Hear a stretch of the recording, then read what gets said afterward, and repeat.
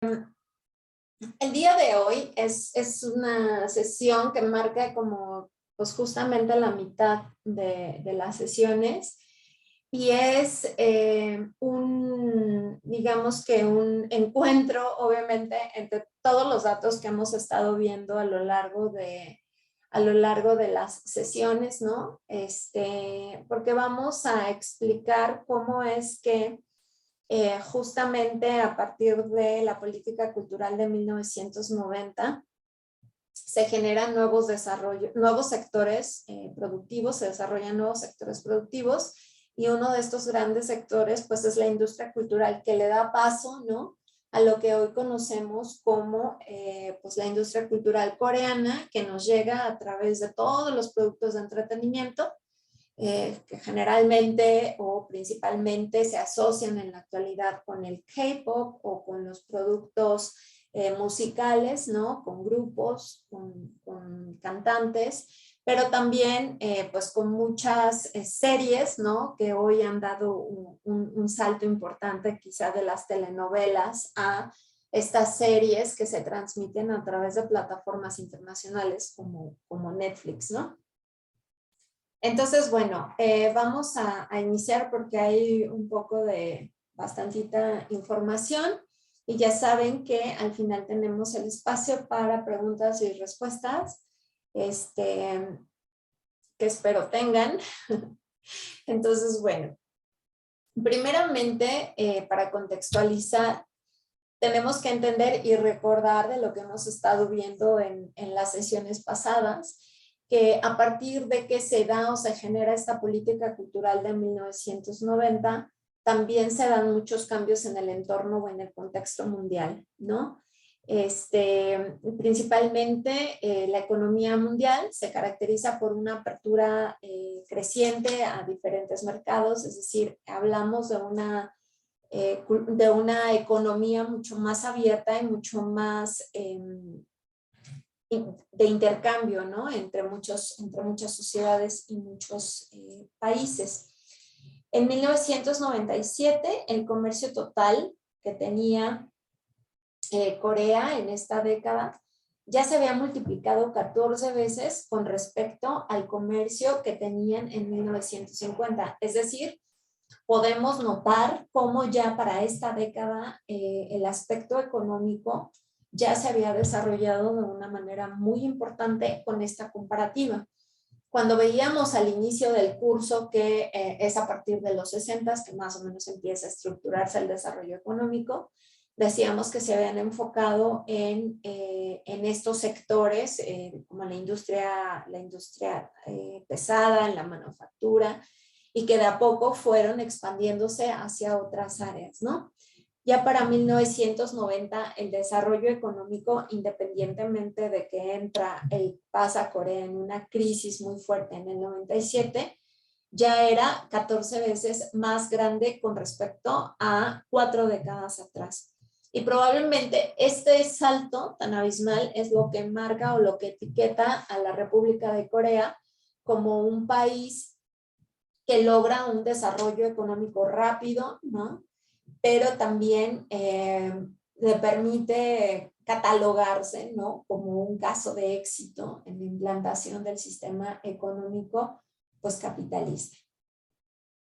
A partir de 1994 que se establece la ronda de Uruguay, esto marca la aparición de nuevos bloques comerciales como la Unión Europea en el contexto mundial. ¿Qué quiere decir esto? Pues que sí, o sea que hay un bloque, ¿no?, que se asocia, se empieza a dar esta dinámica de bloques regionales que se asocian para tener intercambios económicos con una dinámica mucho más eficiente o efectiva para esa región, ¿no?, que está haciendo el bloque. ¿Qué quiere decir? Que pues se abren fronteras o se bajan los impuestos, ¿no?, de importaciones. Se permite una dinámica en importaciones y en exportaciones mucho más rápida, mucho más fluida, y esto también genera que crezcan los mercados, ¿no? Que entonces no sé si antes, por ejemplo, España, que estaba ahí en Europa, pero que no pertenecía a la Unión Europea y que tenía su propia moneda, que era la peseta, si no mal recuerdo, creo que sí, peseta se llamaba la moneda de España, tenía que entablar su propia red de intercambio comercial con Francia o con Dinamarca, ¿no? O con Inglaterra. Y entonces ya estando integrados dentro de un bloque regional económico, ¿no? Porque es la característica más importante de la Unión Europea, el aspecto económico, entonces el flujo del intercambio se da mucho más rápido y también les abre mercados que a lo mejor antes de manera independiente no podían acceder. Entonces, en 1994 empieza, ¿no?, esta aparición de nuevos bloques comerciales como la Unión Europea, pero también esto hace que países, por ejemplo, como Corea, quizá tengan acceso a esas regiones, pero también tienen que pasar por un proceso de apertura pues mucho más facilitador, ¿no? Para que lleguen también inversiones a su país y pueda establecerse un intercambio dinámico entre diferentes sociedades. Hasta este punto, Corea, como les había mencionado en unas sesiones anteriores, había sido muy cerrado. O sea, sí creció económicamente, tenía intercambio importante con Estados Unidos, pero era muy protector del mercado. Y de hecho, como parte de una de las características que había tenido Corea del Sur hasta este momento, era que era un mercado muy, muy protector. Entonces, era muy fácil para ellos salir y vender, pero no querían aceptar productos extranjeros, ¿no? Por lo menos no como productos acabados. Y eso le costó mucho, ¿no? Entender que tenía que abrirse y que lo aceptaran aparte, porque la gente también en Corea es muy nacionalista. Acuérdense que habíamos estado hablando también de esta identidad nacional, ¿no? Que se venía creando, recreando a partir de que termina la guerra de Corea y de que queda el sur con un país nuevo. Y entonces la idea de asociar lo coreano con el consumo local reforzó mucho también este sentimiento nacionalista de que ellos podían hacer sus cosas, ¿no? Y claro que el gobierno local tenía súper mega entendido que sí propiciaba el comercio interno, pues le daba eso fuerza y fortaleza a su economía. Entonces los coreanos son muy nacionalistas en términos de consumo. Les platicaba en alguna de las sesiones que, por ejemplo, tenían prácticas muy particulares, por ejemplo, en los supermercados, ¿no? Donde si ustedes entraban, ¿no? Es muy complicado, o hasta el tiempo en el que yo viví en Corea, que fue el 2013, era muy complicado conseguir productos no coreanos, ¿no? O sea, sí hay tiendas muy particulares, como no sé, Lotte Pequachón, que es como un centro comercial, así como un Liverpool, más o menos. Y entonces en la parte de abajo tenían, ¿no?, como una área de productos importados, y entonces de repente ibas un poco ahí a husmear, a ver qué encontrabas, y llegabas a encontrar pues, la mayoría de productos japoneses, muchísimos productos estadounidenses, bueno, muchísimos entre comillas, ¿no? Relativamente muchos comparados con los productos de otros países, de sudeste asiático, por ejemplo, y como dos cosas de México, ¿no? Que por ejemplo había productos de la costeña, ¿no? Podíamos encontrar frijoles, así como aquí venden los frijoles refritos, pero allá eran enteros y venían en lata, ¿no? Y de repente chiles en vinagre también de la costeña.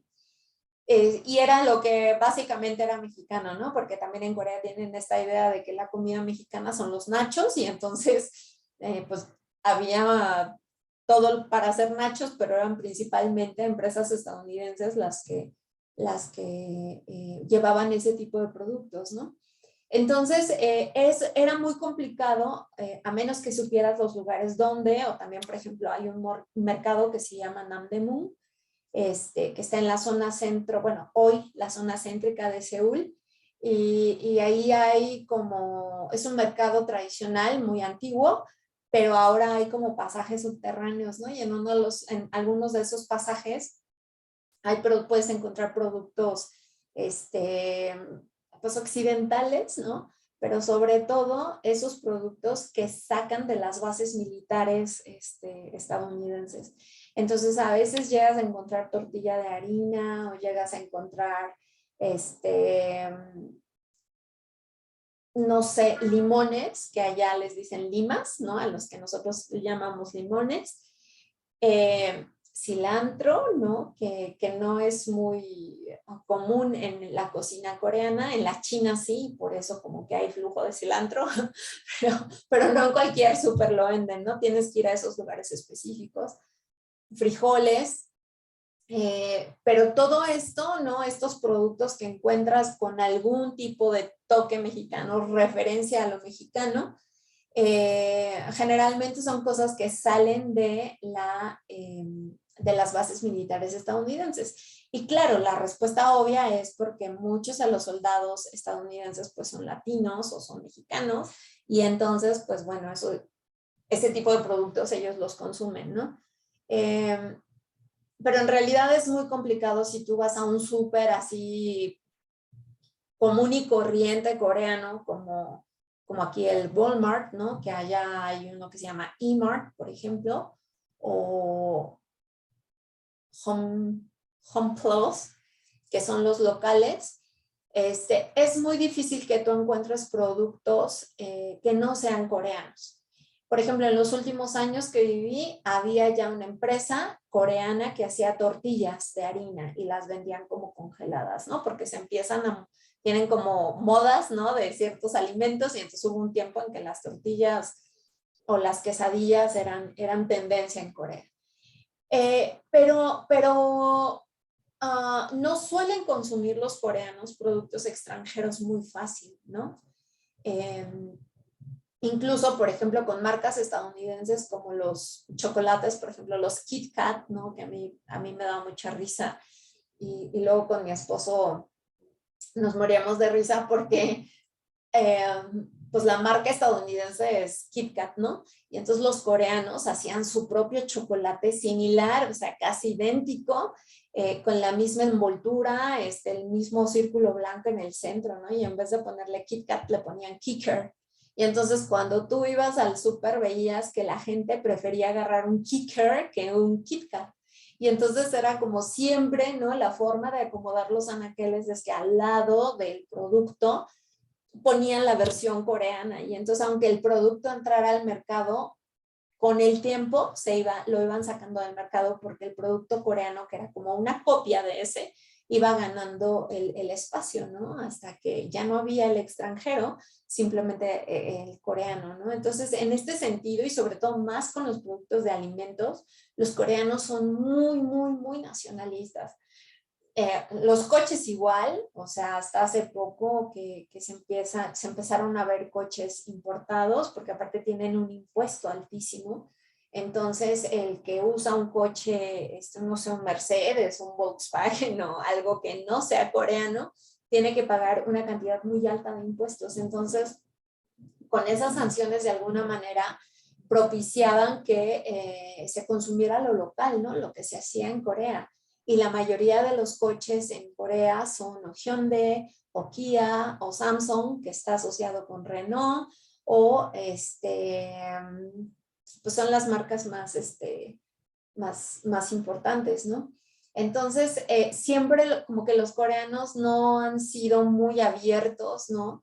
A lo exterior. Y eso se va a replicar en muchas cosas, no solamente en la dinámica económica, sino también, por ejemplo, en la sociedad actual, donde tienen problemas muy fuertes de discriminación o pues sí, ¿no? Del trato a los extranjeros, que de alguna forma, y a veces se idealiza mucho, ¿no? Que el ir a Corea y el sueño, ¿no? Por ver al artista y lo que sea. Y a lo mejor si vas de turista eres muy agradable, ¿no? Y puedes sobrevivir 1 o 2 semanas muy cómodo, muy bonito, con lugares espectaculares. Pero si te quedas a vivir ahí ya es otra dinámica y es una dinámica que muchas veces es muy desgastante. Y todo esto al final está asociado, sí, a este nacionalismo que discutíamos la sesión pasada, que es un nacionalismo fundamentado en lo étnico, muy arraigado este nacionalismo, este amor por la patria, ¿no? Este patriotismo, ¿no?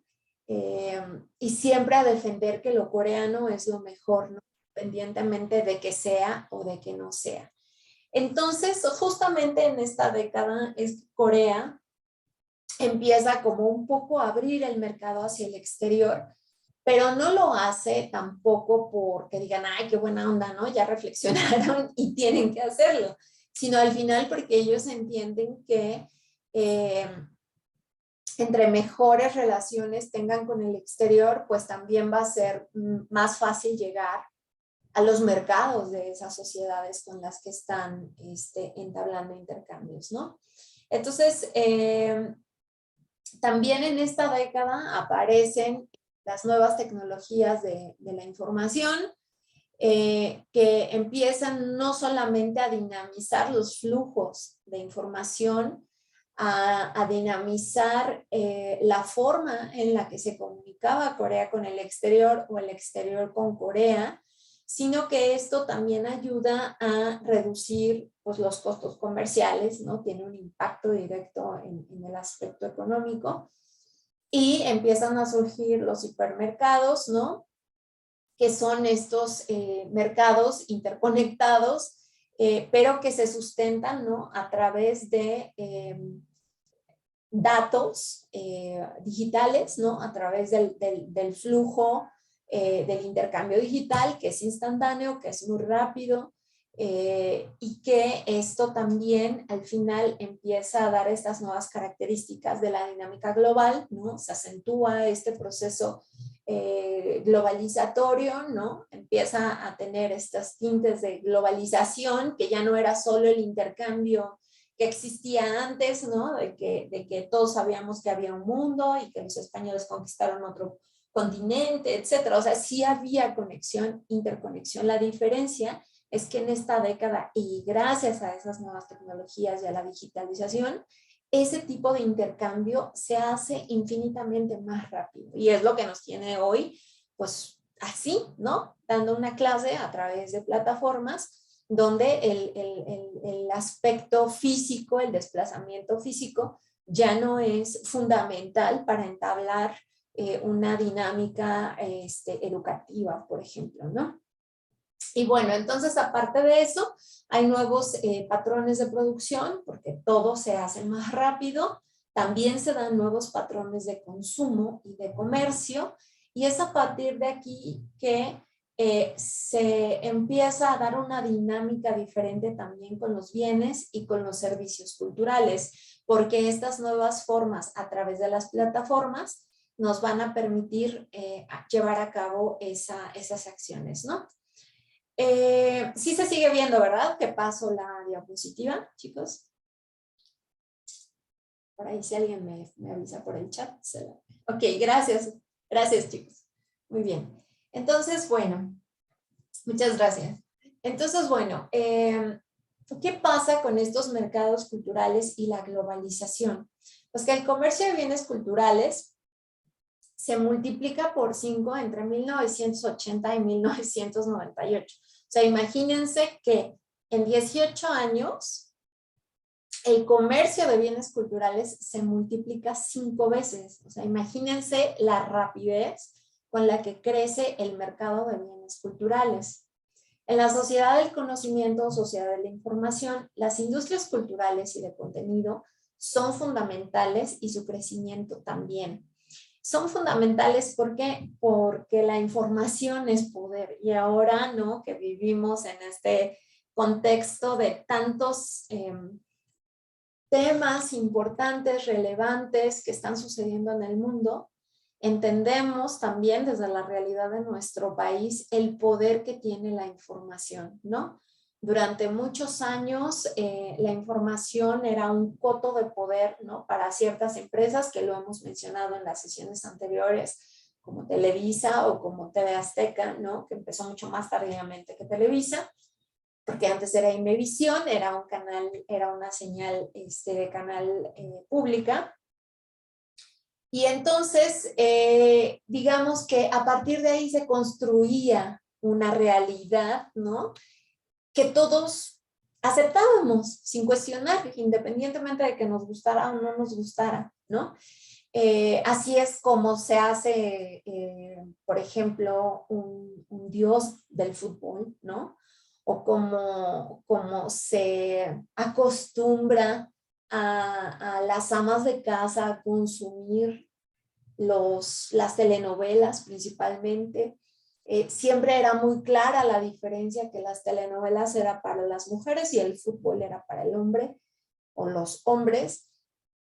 Y todas estas características de asignación de consumo a género, etcétera, eran atribuidas a partir de estas plataformas de información, ¿no?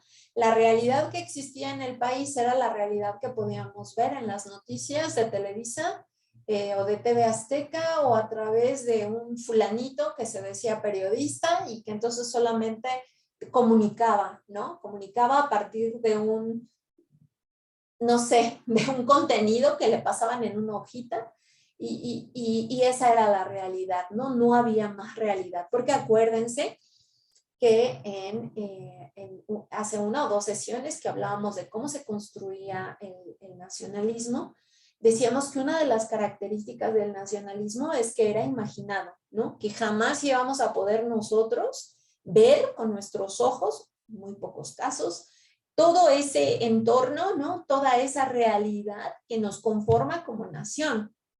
Es solamente una idea abstracta, ¿no? A la que nosotros le asignamos características. Y cuando oímos, la realidad de nuestro México, bla, dices, bueno, sí. Y entonces sale el mapita mental, ¿no? Y le asignas ahí acciones, ¿no? De lo que te están diciendo que está sucediendo. Era muy complicado en ese momento tener otra percepción del entorno en el que vivías, porque no teníamos otros flujos de información. Era solamente eso. Y a partir de ahí se fueron construyendo características específicas de lo que éramos como sociedad, ¿no? Sin embargo, hoy, y gracias a el desarrollo de esta tecnología, sobre todo a través del avance a lo digital y del Internet, es que esas realidades que aparecían antes como únicas y como verdaderas, hoy son una en un millón y son sumamente cuestionables. Y por eso también hay tantos conflictos con los medios de comunicación tradicionales actuales, porque no les agrada que haya cuestionamientos desde otras plataformas o desde otros espacios. Por ejemplo, ahora en YouTube, pues ustedes literal buscan algo y encuentran cualquier cosa. Puede que sea verdadero, puede que sea falso, puede que sea exagerado, o puede que sea aburrido, hay de todo, ¿no? Y ustedes tienen la libertad de consultarlo, que tiene la plataforma censura, y que sí, definitivamente todo en este mundo en el que vivimos o en el que nos movemos tiene censura. Pero al final el flujo de información que sucede y que se da en el contexto actual nos permite también visualizar problemáticas que antes eran invisibles, porque solamente el ojo de la televisión era el que tenía el derecho, ¿no?, de transmitir lo que veía de esa realidad. Entonces, obviamente hoy, esa dinámica, esa capacidad de poder transmitir contenidos, sobre todo de las realidades, ¿no?, de los diferentes países, de los diferentes contextos históricos, ¿no?, nos permite construir una realidad alternativa, o dos, o tres, o cuatro realidades, ¿no? Y entonces ese flujo constante de información también nos permite discernir sobre lo que nos gusta y lo que no nos gusta, sobre lo que queremos y no queremos. Sin embargo, hay productos culturales, justamente, que llegan y para los cuales no tenemos las herramientas para interpretar, como les mencionaba en las clases anteriores. Dentro del contexto cultural en el que nosotros nos movemos, pues nosotros somos codificados, por así decirlo, desde que somos pequeñitos para podernos comunicar en términos sociales, ¿no? Con todo el colectivo que forma lo que determinamos nuestra sociedad. Y a partir de las prácticas que esa sociedad desarrolla es que establecemos elementos culturales que nos pueden dar referencia o no, que nos dan identidad o no, o que nos reafirman socialmente o nos reafirman individualmente, que es lo que hemos estado hablando en las sesiones previas. Pero a veces estos contenidos culturales son representaciones arbitrarias, ¿no? Son representaciones creadas con ciertos intereses, ¿no? Para cumplir ciertos intereses de industrias privadas o de gobiernos, ¿no? Por ejemplo, ahora lo que está pasando con Rusia y con Ucrania es un ejemplo perfecto, ¿no? De cómo, por ejemplo, en Rusia se manipula la información para justificar una invasión, ¿no? Y el que no se meta dentro de esa línea, pues entonces desaparece, ¿no? Y cómo desde Occidente se está también reflejando lo que sucede en Ucrania, ¿no? Se enfatiza obviamente en la destrucción, en la matanza, en la muerte de los civiles, ¿no? De los niños, etcétera. Entonces, el reflejo de lo que podemos ver en los medios, ¿no? Es la representación de dos realidades, de una realidad, perdón, con dos perspectivas diferentes. Entonces, pero ambas, cuando tienen este tinte político, tienen tienen una carga ideológica, es decir, no es que esos productos culturales, ¿no? O en este caso, estas tipo de representaciones de noticias, no tengan un interés detrás de la reproducción de esas noticias, ¿no? Y lo mismo sucede con todos los productos culturales, ¿no?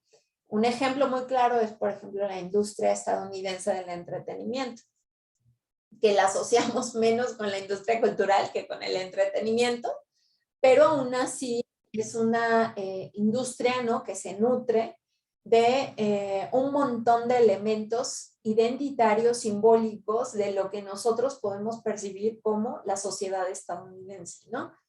Pero al mismo tiempo, ese tipo de reproducción nos va mandando mensajes bueno, esto lo vamos a ver un poco más adelante, pero nos va mandando mensajes específicos que nos van a llevar a consumir ese tipo de productos y para tratar de pensar que esos productos nos están dando algo, ¿no? Que queda solamente en lo simbólico, en el imaginario. Y entonces este es el gran poder de este tipo de industrias, que no son industrias meramente del entretenimiento, sino que tienen una carga cultural que va formando, ¿no? Que va significando, que va metiendo en la gente que lo consume estos nuevos elementos a partir de los cuales pueden empezar a representar su vida, ¿no?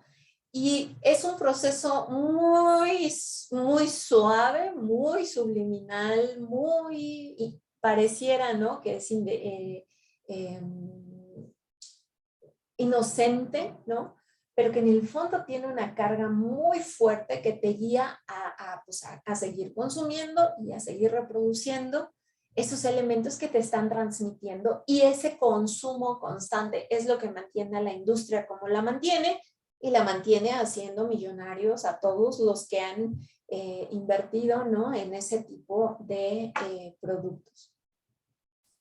Entonces, bueno, una característica de este tipo de industrias es que aunque el consumo cultural se expande en el mundo, la producción tiende a concentrarse en manos de unos pocos. Entonces, generalmente podríamos decir, bueno, si la cultura se hace a nivel social y se reafirma a nivel social de manera colectiva, ¿por qué se concentra en manos de unos pocos el beneficio que genera esa producción cultural, ¿no? Yo siempre les pongo de ejemplo, no sé, por ejemplo en México, el Día de Muertos, ¿no? Todos practicamos la ofrenda y el Día de Muertos, habrá quienes hagan rituales, habrá quienes no, habrá quienes solo hagan fiesta, pues, entonces genera todo un consumo, ¿no? Del Día de Muertos. Y ese consumo principalmente pues va a parar a manos de empresas, ¿no? Que tienen la capacidad de invertir y decir, bueno, este mes vamos a invertir en disfraces de la Catrina, ¿no? Y entonces esas empresas se benefician de ese imaginario, ¿no? De esa característica, de ese símbolo, de esa representación a través de la cual nosotros llevamos a cabo la práctica de ese rito, o de ese ritual, o de esa festividad, ¿no? O por ejemplo, no sé, Frida Kahlo, ¿no? Que por ejemplo me acuerdo mucho que en Corea hay una librería gigante que se llama Kyobo y es muy bonita. Y entonces a veces yo pues iba y me metía, ¿no? Así como para ver qué cosas había y me entretenía un rato. Y me llamaba mucho la atención que en los libros, pues no sé si eran, yo creo que sí, de arte, ¿no? Siempre había libros de Frida Kahlo, ¿no? Independientemente de lo que cada quien pueda pensar de Frida Kahlo, pues como que yo tenía más referencia del muralismo de Diego Rivera o de Siqueiros o de no sé qué, ¿no? Tantos que nos enseñan en la escuela, que son nuestros representantes pues del arte y del muralismo, ¿no? Que tiene esta característica de graficar la historia de nuestro país en escenas específicas, ¿no? Entonces, sí, ¿por qué Frida Kahlo? O sea, a mí ni me gusta, ¿no? Por ejemplo. Y yo veía que los coreanos estaban súper interesados en Frida Kahlo y wow, Frida Kahlo, y no sé qué, y no sé cuándo. Y vendían bolsitas de Frida, que es lo mismo que sucede en Francia, ¿no? Que es como un a Frida Kahlo, ¿no? Todo lo que tenga que ver. Y entonces, bueno, te va pasando el tiempo y te vas dando cuenta que atrás de Frida Kahlo hay una empresa, ¿no? Que es su familia, que le conviene comercializar pues la marca Frida Kahlo. Independientemente de que cada quien la pueda catalogar como artista desde donde quiera, ¿no? De que la consumas o no la consumas, hay atrás toda una estructura que le ayuda a promover porque les conviene promover, ¿no? Entonces,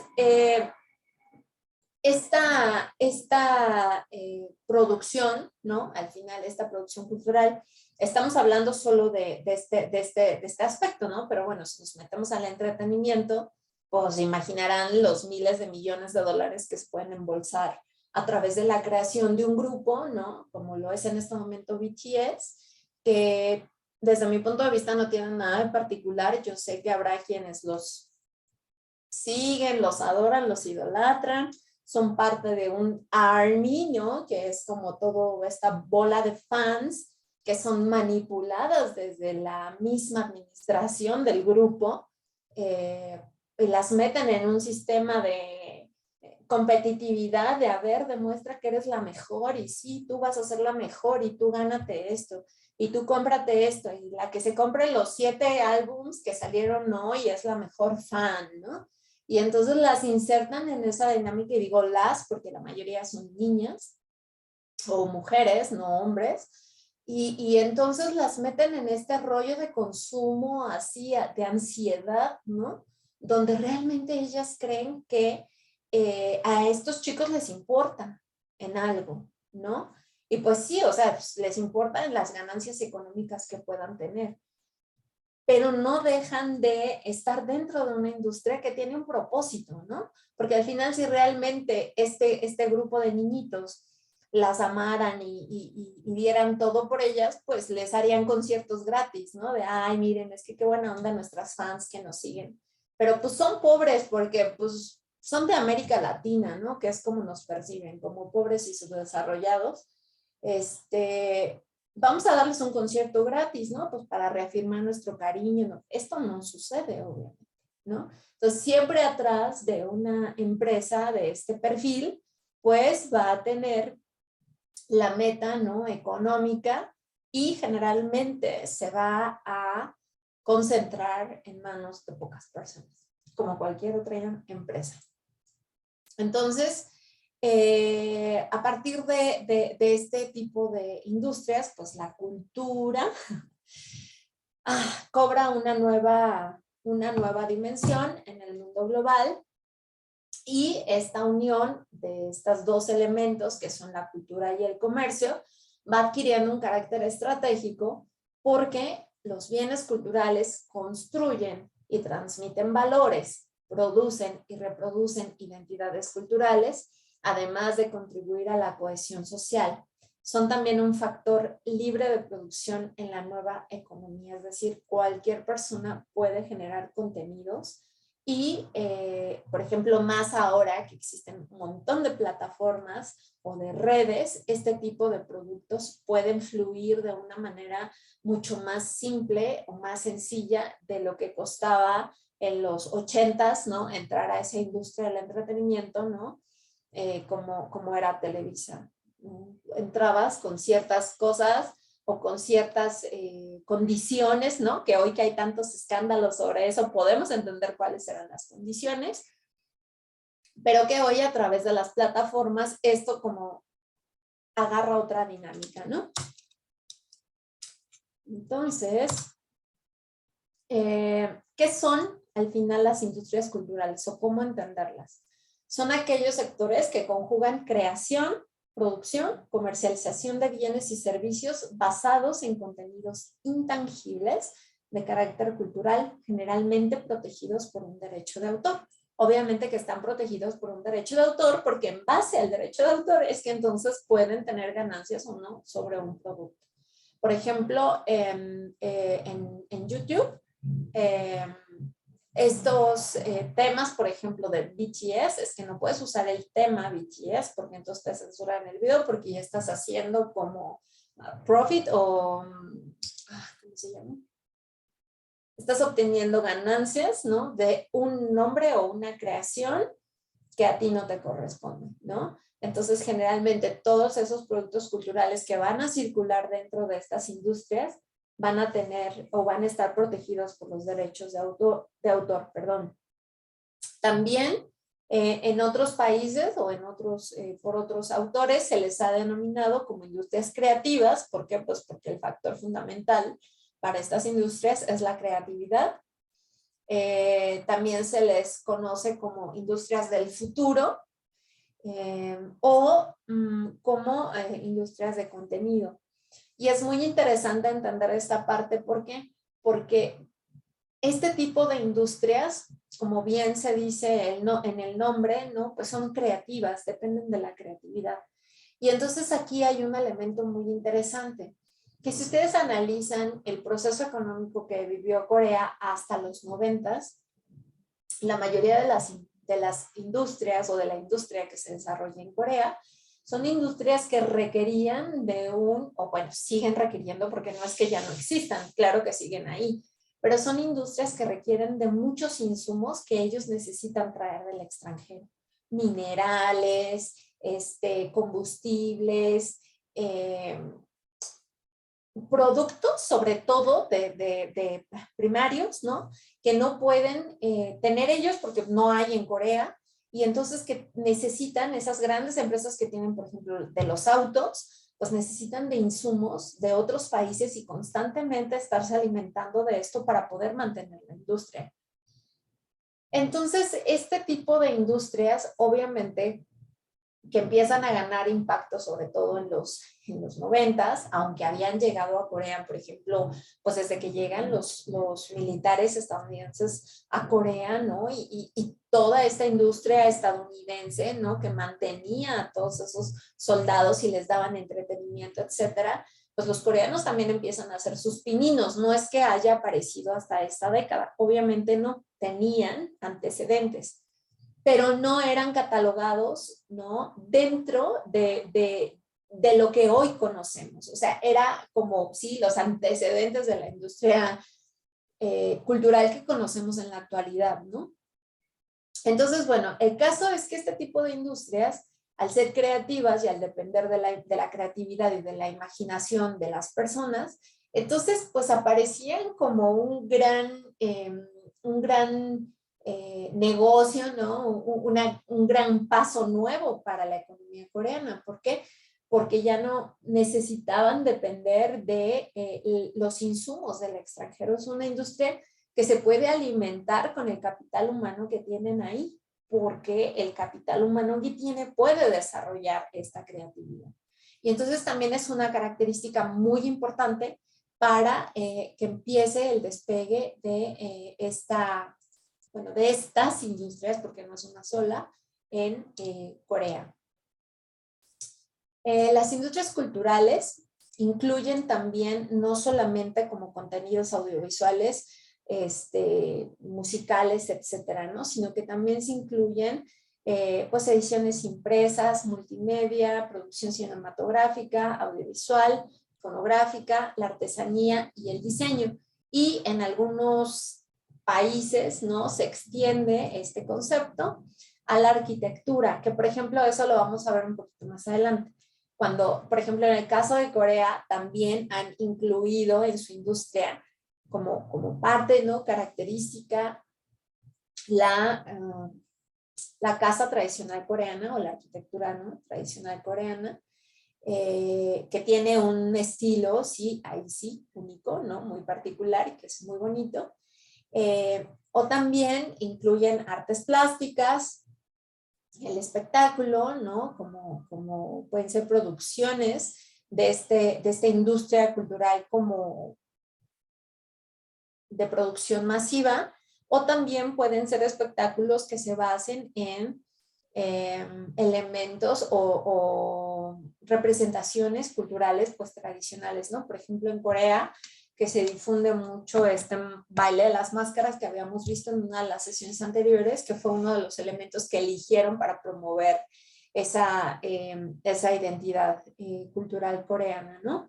O el baile de los abanicos, etcétera. Pero eso es como más en el aspecto tradicional y no tiene una producción masiva. También la manufactura o instrumentos musicales, publicidad y el turismo cultural, que también es un elemento que adopta Corea dentro de este proceso de creación. Las industrias culturales aportan un valor añadido a los contenidos, al mismo tiempo que construyen y difunden valores culturales de interés individual y colectivo. Y esto es muy interesante porque al final, cuando nosotros llevamos a cabo un proceso de consumo, pareciera que solo consumimos algo que sea físico o material, pero en realidad estamos llevando a cabo un proceso de consumo mucho más complejo en el que también estamos consumiendo elementos intangibles y simbólicos, ¿no?, que van a construir dentro del que está consumiendo una perspectiva diferente, ¿no?, sobre el origen, ¿no?, sobre el lugar de donde provienen estos elementos culturales, ¿no? Porque a través de esos productos se difunden valores culturales, pero también no solamente se difunden, sino tú al ser consumidor, ¿no?, estás recibiendo también esos valores que te están transmitiendo, aunque no te des cuenta que te los están transmitiendo, ¿no? Resultan esenciales para promover y difundir la diversidad cultural, así como para democratizar el acceso a la cultura. Además, producen altos índices de creación de empleo y riqueza. Es la manera en la que describen a las industrias culturales. Esto de democratizar el acceso a la cultura, desde mi punto de vista, es muy cuestionable, porque al final, como les decía hace rato, o sea, si ellos consideran que un espectáculo de música pop es, pues, transmitir o darle acceso cultural, pues quizás sí, con ciertas características, pero no creo que sea democratizante porque solamente quienes tienen para pagarlo pueden acceder a él, quienes no, no. Entonces, pues en realidad no creo que sea un proceso que democratice la cultura, pero bueno, son elementos que se pueden cuestionar, pero uso estas definiciones para que vean o para que entiendan como más a detalle todo lo que contiene o las características que contienen teóricamente, ¿no? Estas industrias culturales. Estas están abocadas a fomentar y apoyar la creación, que constituye su fundamental materia prima, que es lo que mencionaba hace un momento, pero también a innovar en términos de producción y distribución. La indisoluble dualidad cultural y económica de estas industrias constituye su principal carácter distintivo. Su crecimiento en la década de los 90 ha sido en muchos países exponencial en creación de empleo y contribución al Producto Interno Bruto.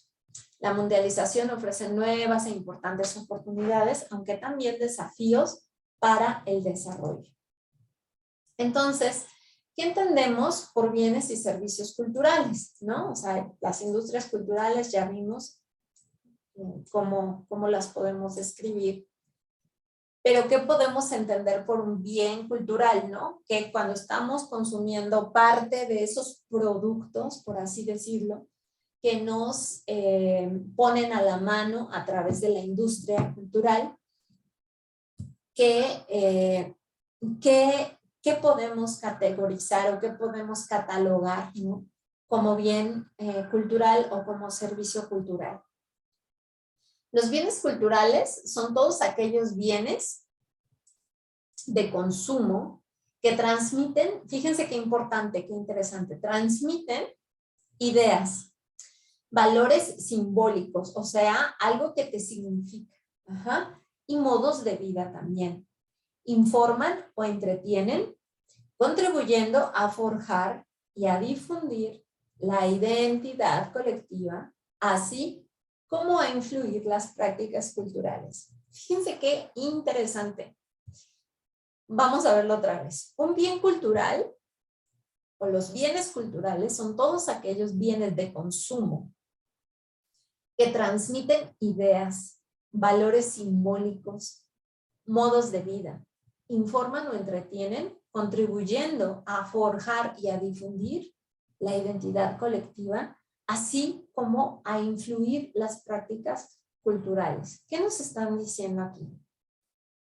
Pues que un bien cultural básicamente es, yo siempre que hablo sobre la industria cultural coreana, siempre la veo en mi mente, ¿no? Como una punta de flecha, ¿no? Que va abriendo camino y que atrás de esa flecha entra como un caballo de Troya, ¿no? Se ve pequeño, se ve indefenso, se ve bonito, ¿no? Dan ganas de verlo, de consumirlo, de tocarlo, pero ya que logra estar adentro de quien lo está consumiendo o dentro de la sociedad de quienes lo están consumiendo, pues salen un montón de cosas, ¿no? Que a veces no logramos entender o que a veces no podemos procesar. Estos bienes culturales son bienes que se consumen, ¿no? Al final tienen esta característica, se consumen de una o de otra manera en múltiples presentaciones. Puede ser a través de algo físico o puede ser simplemente a través de lo que te transmiten en términos simbólicos. Por ejemplo, la música no la podemos agarrar. Quizás se puede representar de manera física en un CD, ¿no? O en un, sí, pues en un CD, porque ahora ya no hay otro formato, ¿no? Que yo sepa. A lo mejor sí hay, ¿no? Y no los conozco. Pero bueno, la música no es algo que puedas decir, ay, bueno, pues aquí está la música, es esto, ¿no? Es un producto que al final está ahora en términos digitales, puede estar guardado en tu computadora, puede estar guardado en tu dispositivo donde escuches música, puede estar guardado en tu teléfono, pero al final no tiene características físicas, ¿no? Sin embargo, transmite muchísimas cosas, te transmite ideas, te transmite estos valores simbólicos, te transmite modos de vida, te entretiene, ¿no? Y todo eso que hace dentro de tu mente, ¿no? Y las sensaciones que te va transmitiendo, te van guiando, no obligando, guiando, ¿no? Influyen de alguna manera en las prácticas culturales. Por eso hay que tomar de manera objetiva y pues consciente estos productos culturales, porque llevan a desarrollar acciones y a moldear prácticas culturales, ¿no? Por ejemplo, si ustedes me dicen, ay, pero ¿y cómo una canción, no, me va a transmitir algún tipo de valor? O cómo una telenovela, no, me va a transmitir. Pues sí, obviamente sí transmiten. La forma en la que abstraen, ¿no? Por ejemplo, su realidad, quienes hacen las canciones para los grupos coreanos, pues es una realidad que están viviendo ellos en su sociedad, en el espacio donde ellos viven y se desarrollan cotidianamente. Alguna vez oí una traducción de una canción, no sé si era de BTS o de otro grupo, porque para mí honestamente son como clones todos. Y entonces hablaba de que yo soy joven y soy rebelde y estamos listos, ¿no? Para luchar, y yo soy joven y soy rebelde y estamos listos para luchar, y no sé qué tanto decía. Pero básicamente era eso, ¿no? Somos jóvenes, a mí nadie me va a mandar, a mí nadie me va a decir qué hacer, porque yo puedo ver las cosas por mí mismo y nadie me va a decir qué voy a hacer, etc.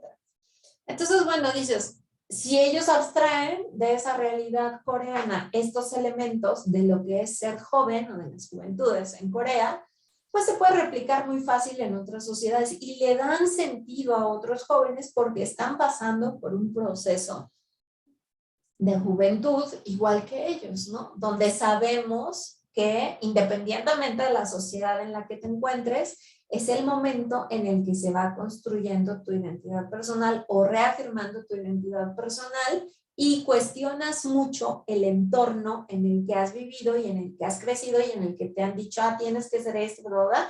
¿Por qué? Porque llega un punto donde estás transitando de la juventud a la adultez, ¿no? Y tienes que definirte como actor social o como individuo, ¿no?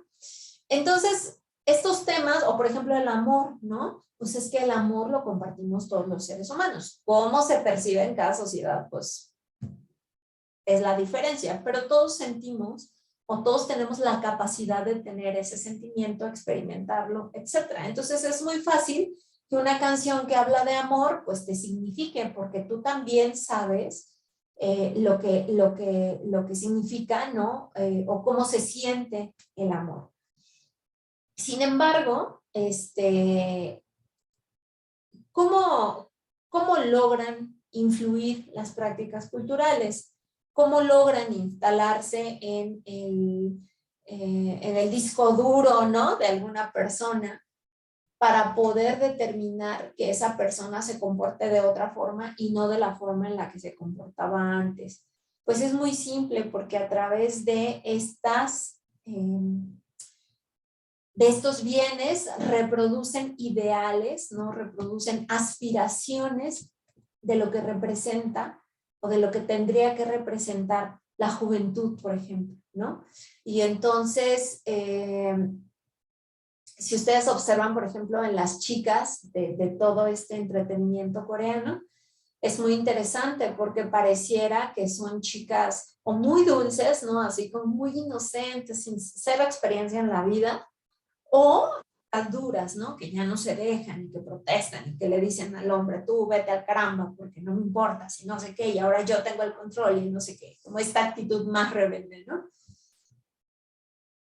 Al final, la forma en la que están representando el ser mujer, no tiene mucho que ver ni con el ser rebelde ni con el ser inocente, sino con el transmitir que estas chicas, a pesar de que son tan jóvenes o tan pequeñas, ya son famosas y esa fama les brinda un ingreso económico que a la vez les da un poder adquisitivo, pero también les da una independencia y que entonces son historias de éxito porque a pesar de ser tan jóvenes, ya tienen este proceso aspiracional, ¿no? Lo tienen cumplido. Entonces, eso es lo que están transmitiendo. Es decir, míralas a ellas como referencia de lo que deberías de ser, ¿no? Porque en este sistema globalizado, neoliberal, donde el consumismo va por delante, donde los aspectos físicos tienen mucho que ver, donde se le ha dado mucho valor a la apariencia, al tipo de ropa que usas, al tipo de casa que habitas, al tipo de coche en el que te mueves, etcétera, nos lleva a todos, ¿no?, a querer tener ese mismo modelo de vida de éxito. Y entonces, al querer llevar eso, lo que haces es, pues, volverte un fanático o un seguidor, porque entonces son un modelo de, pero a la vez sigues consumiendo sus productos, ¿no? Entonces, ¿cómo llegan a influir estas identidades y estas prácticas? Pues justamente así, estableciendo nuevos parámetros de referencia de lo que debería de ser alguien o no.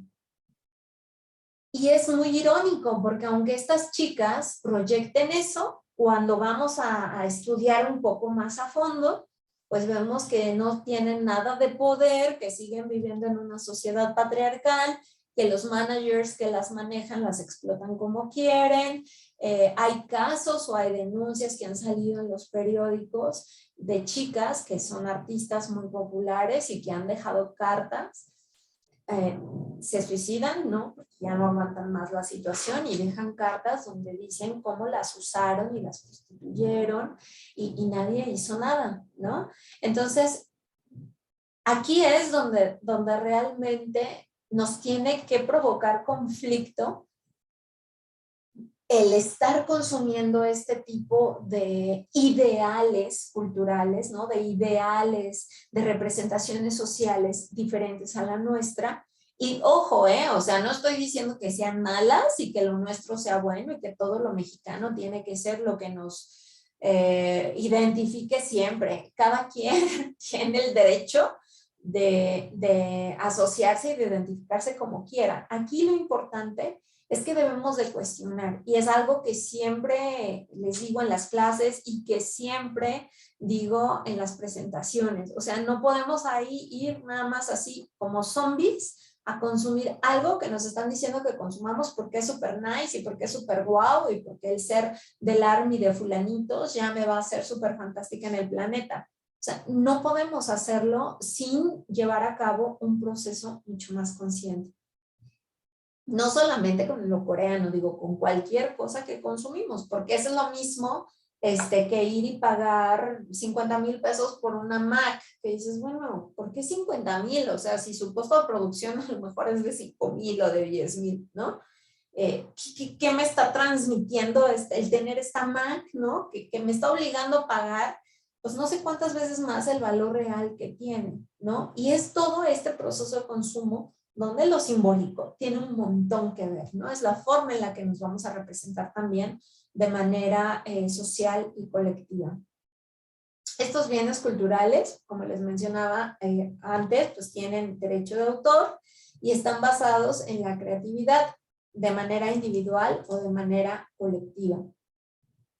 Su singularidad o peculiaridad consiste en que se transmiten sobre soportes capaces de ser reproducidos industrialmente y multiplicados para su circulación masiva, es decir, a través de lo digital, de los canales de lo digital, de los canales tecnológicos como el internet, ¿no? Que permiten transmitir de una manera rapidísima lo que está sucediendo en otra sociedad al mismo tiempo que en la tuya, ¿no? Estas industrias a lo mejor antes no tenían tanto impacto a nivel mundial, No sé, se me ocurre pensar cuando yo era chiquita y era famoso, por ejemplo, Juan Gabriel, ¿no? Dices, bueno, ¿cómo es que Juan Gabriel se hizo tan famoso? Bueno, pues sí, tenía talento, tenía canciones interesantes, tenía carisma, tenía toda una empresa atrás apoyándolo para poder difundir sus contenidos. Pero en realidad, digamos que la locura por Juan Gabriel era básicamente en México, quizá para algunas partes de Estados Unidos o países de América Latina, a donde llegaba toda la transmisión que hacía Televisa, ¿no? Pero nadie lo conocía en Corea, nadie lo conocía en Francia, nadie lo conocía, a lo mejor en España, sí. Nadie lo conocía, no sé, en Uzbekistán, o sea, tenía limitantes porque la forma en la que se transmitían y salían los productos culturales, pues era a través de un satélite, de una señal de satélite. Ahora no, ahora se da a través de esta interconexión que hay con el Internet y entonces podemos llegar a cualquier parte del mundo que esté conectado al mismo tiempo que estamos desarrollando ciertas actividades en nuestra sociedad y pues prueba de ello, insisto, pues en YouTube, ¿no? Que cada quien hace sus contenidos, los transmiten, hacen sus en vivos, no sé qué, y entonces puede ser a lo mejor un youtuber coreano que sigas, ¿no? Y que estás viendo lo que está haciendo, aunque acá sea de noche, pero lo estás viendo en tiempo real.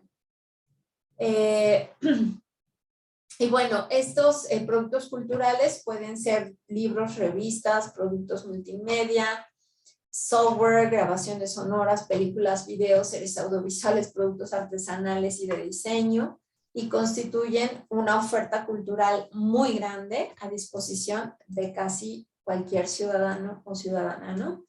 Y los servicios culturales se pueden definir como aquellas actividades que, sin asumir la forma de un bien material, atienden a un deseo, interés o necesidad de cultura y que se traducen en aquellas infraestructuras y medidas de apoyo a las prácticas culturales que los estados, las instituciones privadas o de derecho semipúblico, las fundaciones o las empresas ponen a disposición de la comunidad, incluyendo, entre otros, la promoción de espectáculos, la conservación de, no sé, por ejemplo, las zonas arqueológicas o coloniales, información cultural como bibliotecas, archivos o museos. Entonces, específicamente con Corea del Sur, la política cultural que se ha tenido ha estado basada principalmente en tres ejes a lo largo de la historia de la República de Corea. ¿Ok? Antes de que fuera República de Corea, no existía algo similar, ¿no? Esto tiene que ver todo con la creación de un nuevo Estado-nación. Entonces, la primera parte, o digamos que el primer periodo, se concentró básicamente en la afirmación de la identidad cultural en la Primera República, en el periodo en el que Lee Syngman fungió como presidente, que fue el presidente que les había mencionado, fue apoyado por los Estados Unidos del 48 al 60. El segundo momento es cuando esta política cultural fue utilizada como instrumento para fundamentar el régimen autoritario de Park Chung-hee desde 1963 y hasta el periodo de No-TEU, que se acuerdan, también habíamos visto en sesiones anteriores, tenía estas características militares. Y el tercer periodo, que es el periodo más moderno, cuando la cultura se utiliza como instrumento económico nacional, lo cual empieza en el periodo de Kim Jong-sam a partir de 1993. En esta primera parte, la política cultural no pudo desarrollarse de una manera mucho más amplia, por así decirlo, ¿no? Porque este primer gobierno de Lee Syngman básicamente tenía la meta, ¿no? Y tenía como la obligación de organizar este nuevo país, ¿no? Que venía surgiendo del resultado de la Guerra de Corea que termina en 1953. Y pues obviamente el interés no era pues empezar a producir entretenimiento y promoverlo, ¿no? Sino más bien como reestructurar el país, la sociedad, y básicamente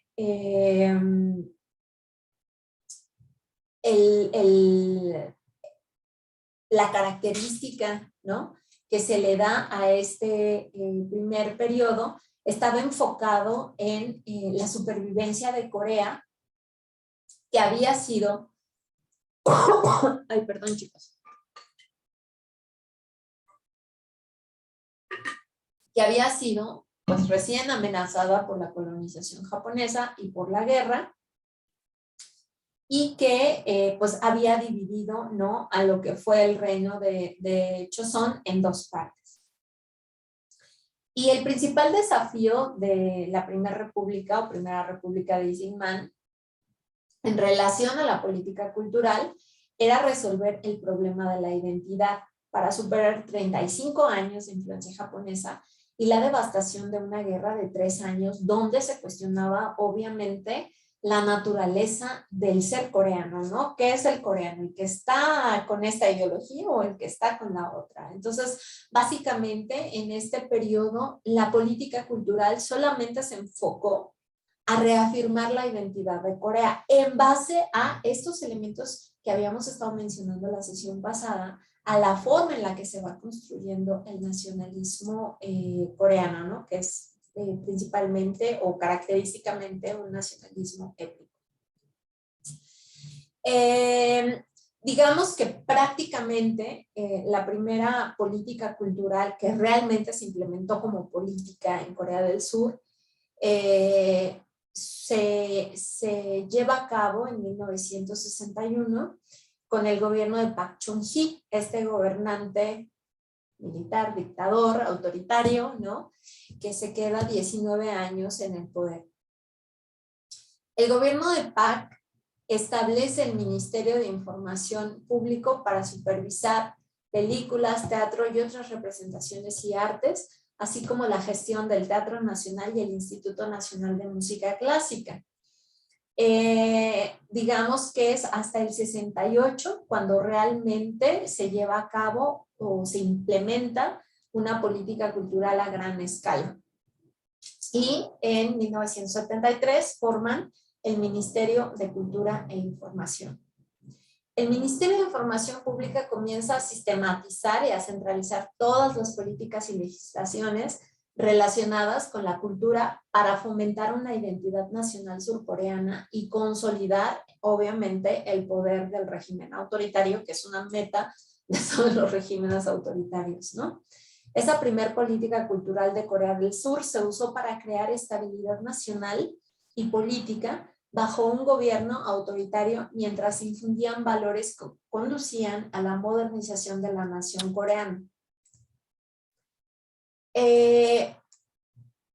Ya en lo que se conoce como la Quinta República, que fue representada por el régimen autoritario de Chon Do-hwan entre 1980 y el 88, es un periodo muy dinámico en términos de política cultural en Corea del Sur, ya que el Estado apoyaba activamente la cultura y la producción cultural para promover sobre todo el orgullo nacional en la preparación para los Juegos Asiáticos de 1986 y los Juegos Olímpicos de Verano en 1988. Es decir, en este punto, la política cultural se enfocó a promover el orgullo nacional y también por eso, y es muy importante ver también estas coincidencias en términos históricos, porque hace rato les decía la forma en la que los coreanos consumían y el proteccionismo que tenían de los productos coreanos y que eran muy patrióticos, ¿no?, al consumir.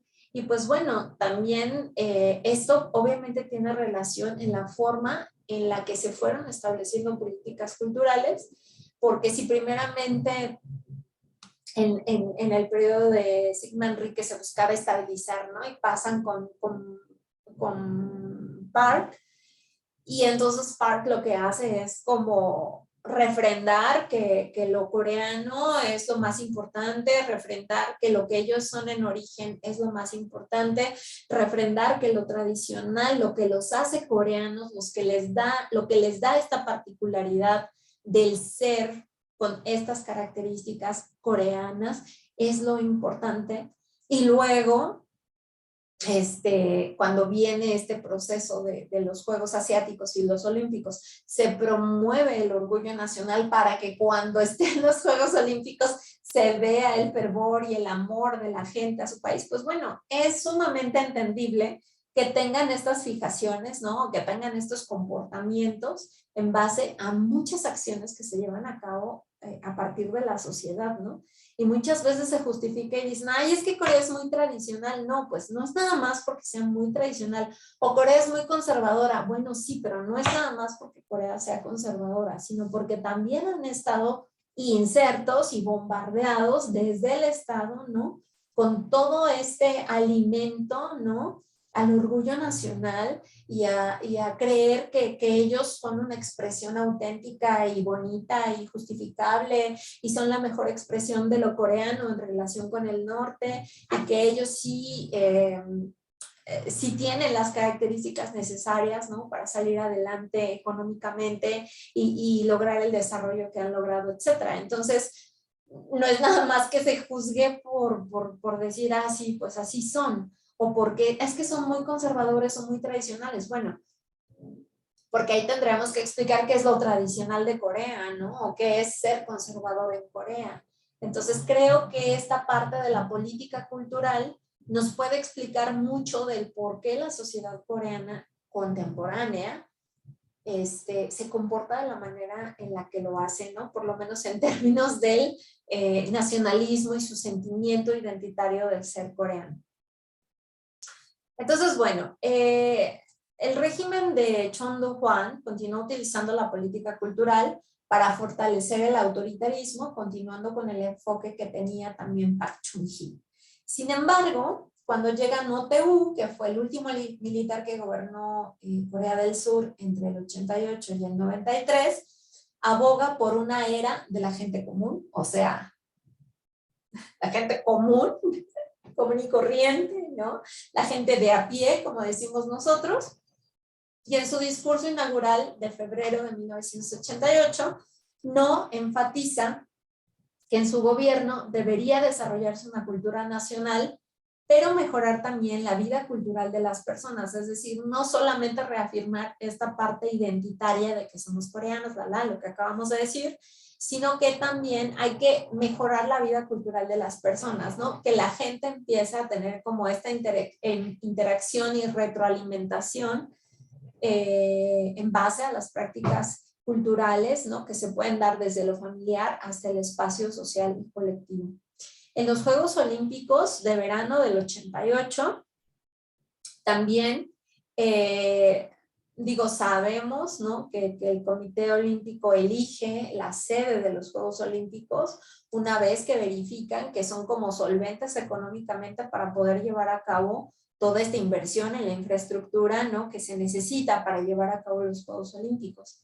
Y en el 88, pues prácticamente digamos que Corea se gradúa, ¿no? Como esta sociedad capaz, ¿no? Ya de poder financiar estos Juegos Olímpicos, pero obviamente ellos sabían que el ganar la sede, ¿no? Iba a implicar ser observados por todo el mundo. Porque obviamente, vuelvo a lo mismo, se transmitían los Juegos Olímpicos por vía satélite, pero pues como eran los Juegos Olímpicos, se transmitían a todo el mundo. Entonces, obviamente era un escaparate muy importante para Corea en este momento precisamente, porque estaban ya afianzando, ¿no? Como que estaban ya logrando salir del proceso de desarrollo y pues querían mostrarle al mundo que lo habían logrado, ¿no? Y que se respondía en base, ¿no? A esta capacidad pues de trabajar sin cuestionar, ¿no? De obedecer al líder que en determinado momento los gobernó, de la forma en la que los haya gobernado, y decirle al mundo, miren, lo logramos, ¿no? Ya no somos aquel país que quedó en cenizas, en ruinas con la guerra, sino que ahora nos hemos convertido en esto y queremos que todo el mundo se dé cuenta de ello, ¿no? Entonces, esos Juegos Olímpicos también para ellos representaron el reconocimiento del poder de la cultura, es decir, se dieron cuenta que tenía un impacto en la sociedad internacional, ¿no? Que iban a transmitir una imagen o muchas imágenes específicas de Corea que ya no los iban a asociar directamente con un país pobre, devastado, ocupado por Japón, etcétera, sino que iban a transmitir otras imágenes, ¿no? Que son las que se iban a ver a través de las transmisiones de los Juegos Olímpicos. Después de los Juegos Olímpicos, el gobierno de No buscó mejorar el intercambio cultural del país con otros países. Y la última, digamos que el último periodo, la última etapa de esta política cultural es la más reciente, que se da en el 93, ¿no? Ya con un gobierno civil. Acuérdense que les mencionaba que es cuando realmente se da un primer proceso democrático, ¿no?